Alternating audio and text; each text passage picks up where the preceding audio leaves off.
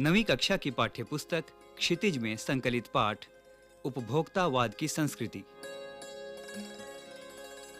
धीरे धीरे सब कुछ बदल रहा है। एक नई जीवन शैली अपना वर्चस्व स्थापित कर रही है। उसके साथ आ रहा है एक नया जीवन दर्शन, उपभोक्तावाद का दर्शन। उत्पादन बढ़ाने पर जोर है चारों ओर। ये उत्पादन आपके लिए है, आपके भोग के लिए है, आपके सुख के लिए है। सुख की व्याख्या बदल गई है। उपभोग भोग ही सुख है। एक सूक्ष्म बदलाव आया है नई स्थिति में। उत्पाद तो आपके लिए हैं, पर आप ये भूल जाते हैं कि जाने अनजाने आज के माहौल में आपका चरित्र भी बदल रहा है और आप उत्पाद को समर्पित होते जा रहे हैं।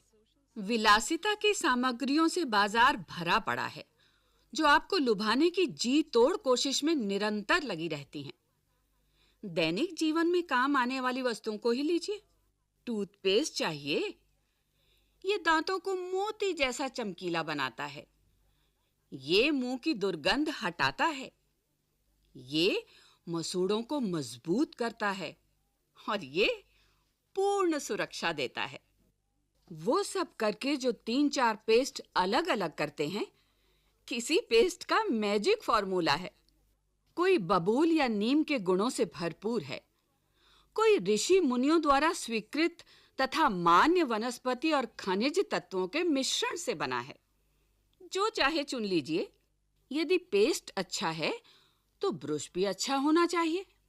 आकार, रंग, बनावट, पहुंच और सफाई की क्षमता में अलग-अलग, एक से बढ़कर एक।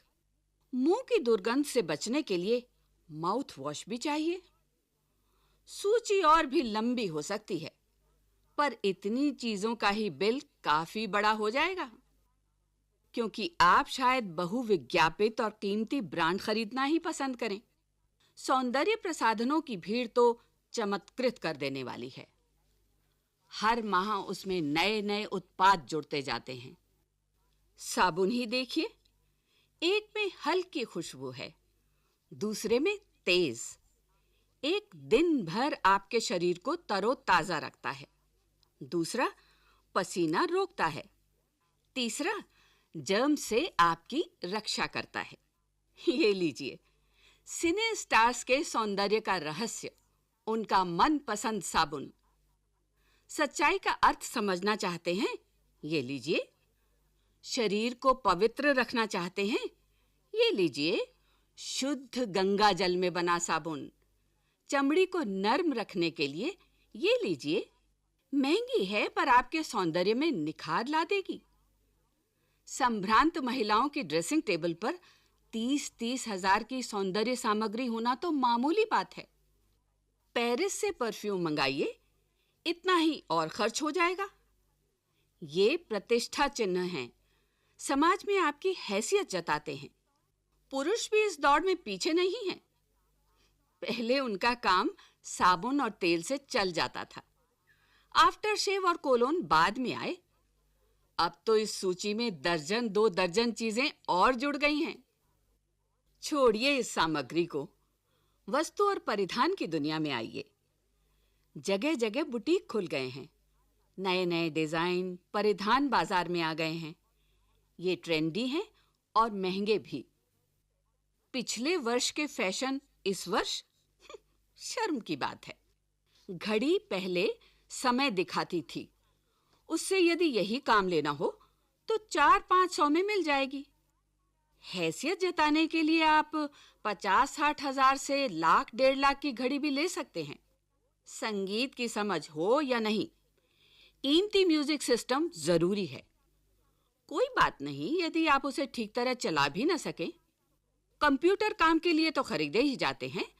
महज दिखावे के लिए उन्हें खरीदने वालों की संख्या भी कम नहीं है। खाने के लिए 5 सितारा होटल हैं, वहां तो अब विवाह भी होने लगे हैं। बीमार पड़ने पर 5 सितारा अस्पतालों में आइए। सुख सुविधाओं और अच्छे इलाज के अतिरिक्त ये अनुभव काफी समय तक चर्चा का विषय भी रहेगा। पढ़ाई के लिए 5 सितारा पब्लिक स्कूल हैं। शीघ्र ही शायद कॉलेज और यूनिवर्सिटी भी बन जाएं। भारत में तो ये स्थिति अभी नहीं आई, पर अमेरिका और यूरोप के कुछ देशों में आप मरने के पहले ही अपने अंतिम संस्कार और अनंत विश्राम का प्रबंध भी कर सकते हैं, एक कीमत पर। आपकी कब्र के आसपास सदा हरी घास होगी, मनचाहे फूल होंगे, चाहे तो वहां फव्वारे होंगे और मंद ध्वनि में निरंतर संगीत भी। कल भारत में भी ये संभव हो सकता है। अमेरिका में आज जो हो रहा है, कल वो भारत में भी आ सकता है। प्रतिष्ठा के अनेक रूप होते हैं, चाहे वे हास्यास्पद ही क्यों न हो। ये है एक छोटी सी झलक उपभोक्तावादी समाज की। ये विशिष्ट जन का समाज है, पर सामान्य जन भी इसे ललचाई निगाहों से देखते हैं। उनकी दृष्टि में एक विज्ञापन की भाषा में यही है राइट चॉइस बेबी। अब विषय के गंभीर पक्ष की ओर आएं। इस उपभोक्ता संस्कृति का विकास भारत में क्यों हो रहा है? सामंती संस्कृति के तत्व भारत में पहले भी रहे हैं। उपभोक्तावाद इस संस्कृति से जुड़ा रहा है। आज सामंत बदल गए हैं। सामंती संस्कृति का मुहावरा बदल गया है। हम सांस्कृतिक अस्मिता की बात कितनी ही करें, परंपराओं का अवमूल्यन हुआ है, आस्थाओं का क्षरण हुआ है। कड़वा सच तो यह है कि हम बौद्धिक दास्ता स्वीकार कर रहे हैं, पश्चिम के सांस्कृतिक उपनिवेश बन रहे हैं। हमारी नई संस्कृति अनुकरण की संस्कृति है। हम आधुनिकता के झूठे प्रतिमान अपनाते जा रहे हैं। प्रतिष्ठा की अंधी प्रतिस्पर्धा में जो अपना है उसे खोकर छद्म आधुनिकता की गिरफ्त में आते जा रहे हैं। संस्कृति की नियंत्रक शक्तियों के क्षीण हो जाने के कारण हम दिग्भ्रमित हो रहे हैं। हमारा समाज ही अन्य निर्देशित होता जा रहा है। विज्ञापन और प्रसार के सूक्ष्म तंत्र हमारी मानसिकता बदल रहे हैं। उनमें सम्मोहन की शक्ति है, वशीकरण की भी। अंततः इस संस्कृति के फैलाव का परिणाम क्या होगा, यह गंभीर चिंता का विषय है। हमारे सीमित संसाधनों का घोर अपव्यय हो रहा है। जीवन की गुणवत्ता आलू के चिप्स से नहीं सुधरती, न बहुविज्ञापित शीतल पेयों से, भले ही वे अंतर्राष्ट्रीय हों। पिज्जा और बर्गर कितने ही आधुनिक हों, हैं वे कूड़ा खाद्य। समाज में वर्गों की दूरी बढ़ रही है। सामाजिक सरोकारों में कमी आ रही है। जीवन स्तर का ये बढ़ता अंतर आक्रोश और अशांति को जन्म दे रहा है। जैसे जैसे दिखावे की ये संस्कृति फैलेगी, सामाजिक अशांति भी बढ़ेगी। हमारी सांस्कृतिक अस्मिता का ह्रास तो हो ही रहा है। हम लक्ष्य भ्रम से भी पीड़ित हैं। विकास के विराट उद्देश्य पीछे हट रहे हैं। हम झूठी तुष्टि के तात्कालिक लक्ष्यों का पीछा कर रहे हैं। मर्यादाएं टूट रही हैं। नैतिक मानदंड ढीले पड़ रहे हैं। व्यक्ति केंद्रिकता बढ़ रही है। स्वार्थ परमार्थ पर हावी हो रहा है। भोग की आकांक्षाएं आसमान को छू रही हैं। किस बिंदु पर रुकेगी यह दौड़? गांधी जी ने कहा था कि हम स्वस्थ सांस्कृतिक प्रभावों के लिए अपने दरवाजे खिड़की खुले रखें, पर अपनी बुनियाद पर कायम रहें।